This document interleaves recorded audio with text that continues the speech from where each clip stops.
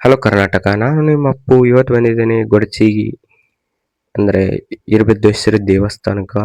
ಅಲ್ಲಿ ಒಳಗೆ ದೇವರ ನಮಸ್ಕಾರ ಮಾಡಕ್ಕೆ ನಾನು ಈಗ ಹೊಂಟಿದ್ದೇನೆ.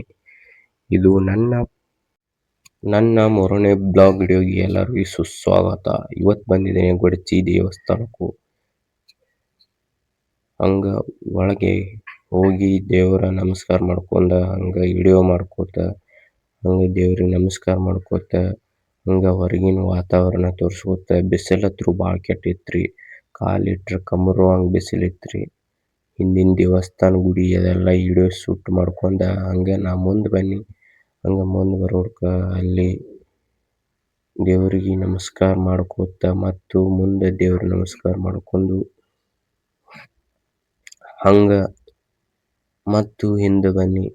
ಹಿಂದೆ ಬಂದು ದೇವ್ರ ಗುಡಿ ಸುತ್ತ ಹಾಕಿ ಹಂಗೆ ಮತ್ತು ಮುಂದೆ ಬಂದು ಮತ್ತೊಂದು ದೇವ್ರಿಗೆ ನಮಸ್ಕಾರ ಮಾಡ್ಕೊಂಡು ಮತ್ತು ಎಲ್ಲರೂ ದೇವ್ರ ನಮಸ್ಕಾರ ಮಾಡಿ ಹಂಗೆ ಮತ್ತು ನಾ ಮುಂದೆ ಬನ್ನಿ.